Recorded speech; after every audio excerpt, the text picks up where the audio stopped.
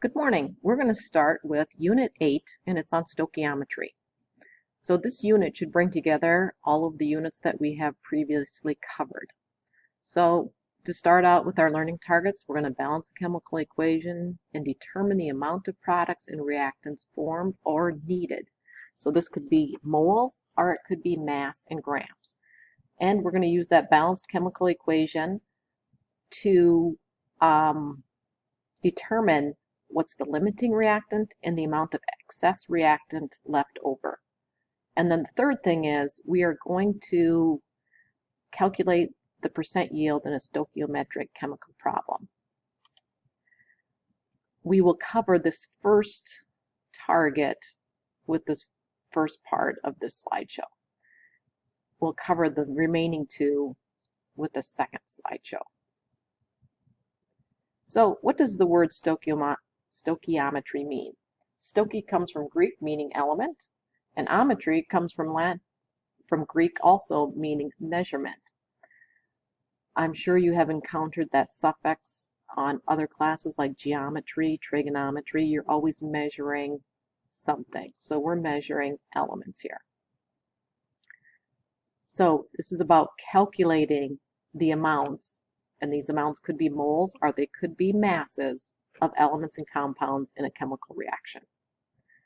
So since we're talking about a chemical reaction, we're going to have to start with a balanced chemical equation. So this is ammonia reacts with oxygen, forming water and nitrogen monoxide. There are several numbers in here. We have subscripts and then we have coefficients. What do these mean? So we know subscripts represent the number of atoms. As this table runs through that, that should be nothing new to us.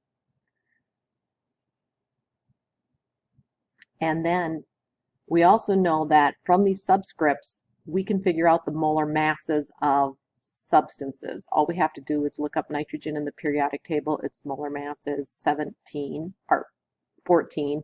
And hydrogen's is, I'm going to round these, its molar mass is 1. And adding those together, we get what the total is for that substance. Okay. So I will link a video on here to give you a little review on that if you need it. Okay. So here was going through this.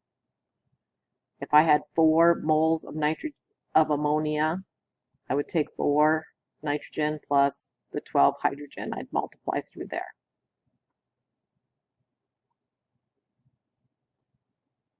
So stoichiometry, we need to understand that those coefficients that we place out here when we balance the equation represent something significantly.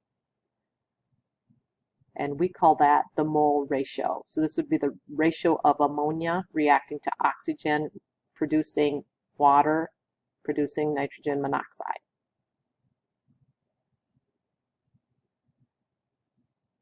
So they can also represent molecules and moles. The moles is the one that we are going to be interested in because that is the common unit that works with chemistry. So the question would look like this for a stoichiometry problem. How many moles of hydrogen are produced if 2 moles of oxygen are used? Now, in this, I will circle the 2 substances that are the focus for the problem in all of the following slides. I haven't circled them here yet because we aren't doing it. So there is 1. That's the one that I'm looking at. I know I have 2 moles of oxygen, and I want to know how many moles of water would be produced. So I'm going to focus just on those 2 because then I can do a mole ratio. Notice that in order to do these problems and be successful, you are going to have to make sure that that chemical equation is balanced. Okay? So it says how many moles of water are produced if 2 moles of oxygen are used. We're going to use the process of dimensional analysis, just like we did before, to convert from one substance to another. In here, I want to find water. So water is on the top, and I put 5 moles of oxygen on the bottom. So I'm setting up my ratio here of what it is, oxygen and water. I'm not sure why my given did not print off here on my slide. I should be putting over here, it should say 2 moles of oxygen. There it is. Okay, so I set this up so that the moles of oxygen will cancel out, so that's why this is here, and the moles of water would be my answer because that's what I'm looking for, is moles of water. So we've got to look at what are they asking for, what's given to us, and then how do we set up our mole ratio.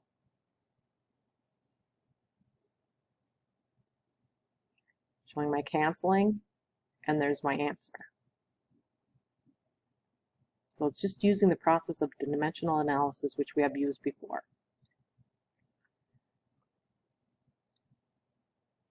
So here's another problem.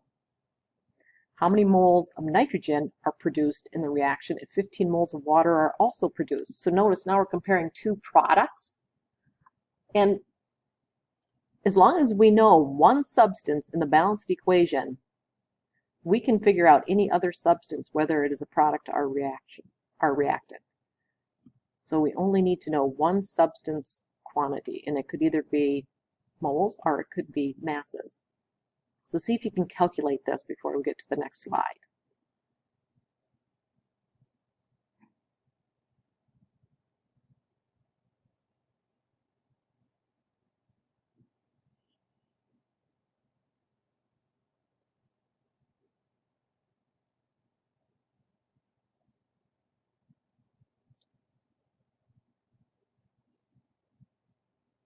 Set up my mole ratio. What is given in the problem? I'm going to start with that first. And I need to get water to cancel out because I'm asking for nitrogen monoxide, so that has to be in my answer. Get my canceling of units and do my calculation.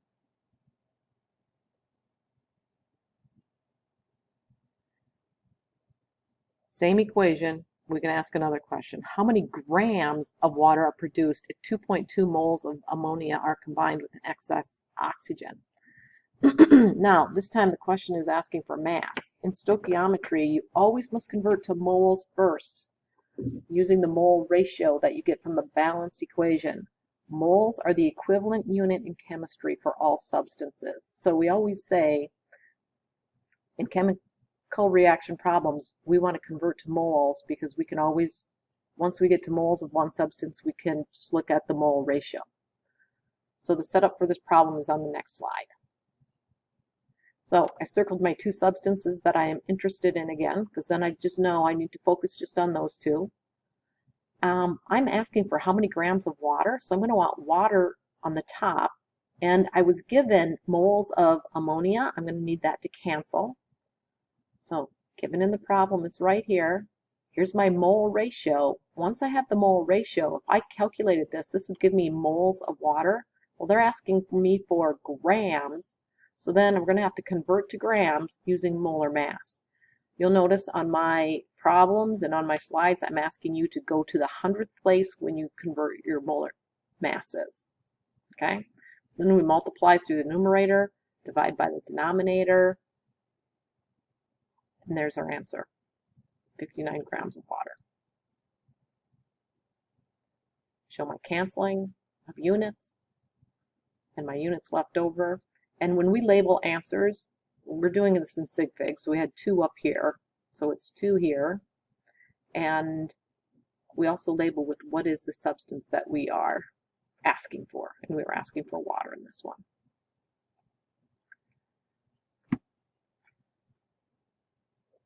Another problem. How many grams of water are required to produce 0.3 moles of, or how many grams of oxygen are required to produce 0.3 moles of water?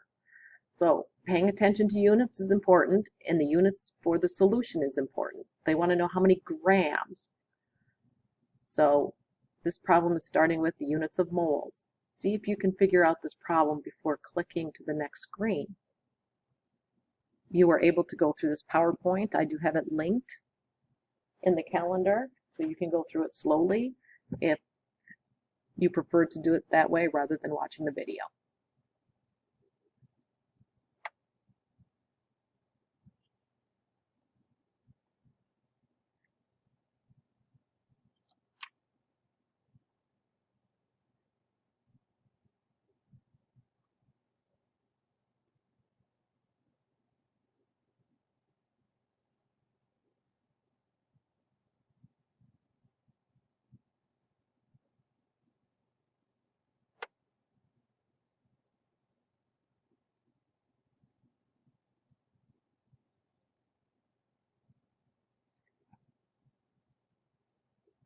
given.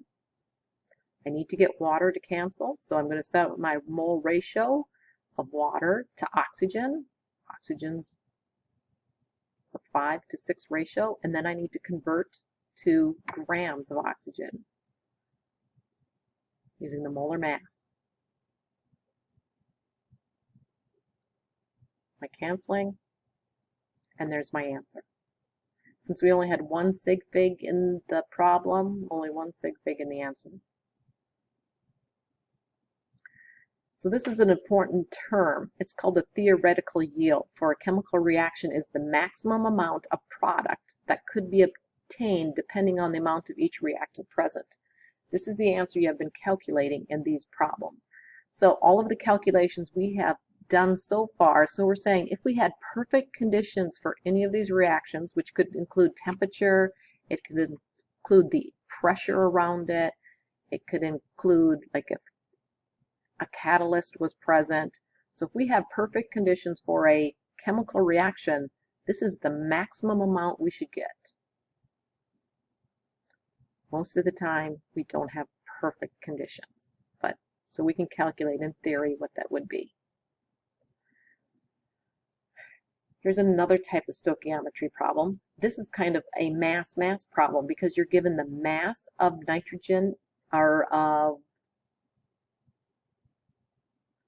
oxygen, and you want to figure out how many grams of nitrogen monoxide is produced. So you're given a mass of this and you're figuring out a mass of this. Same type of problem, just recognize that you are in the units of grams first and you need to convert to grams of the other substance. But remember, the only way you can convert from one to the next is always going through the mole ratio, because that is what is equivalent among different substances, because it's the number of particles that are reacting, so it's a particle ratio, which is the moles. See if you can calculate this answer before the next slide. So you are going to start out with what's given, the 12 grams of oxygen, convert it to moles first, and then proceed with your other conversions that you need to set up.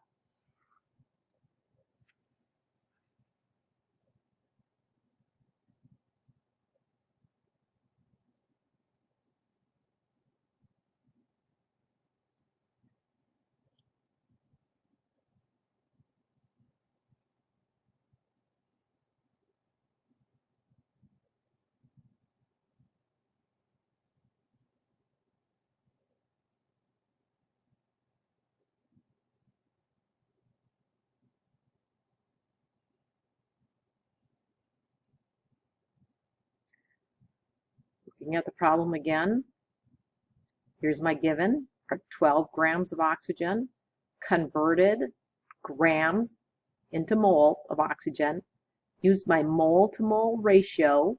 Notice I'm looking for this one right here. It's a 4 to 5. I got to get moles of oxygen to cancel, times, then I had to figure out my molar mass for nitrogen monoxide. Nitrogen on the periodic table is 14.01. Oxygen is 16.00. Adding those two together, I get my 30.02 or 01.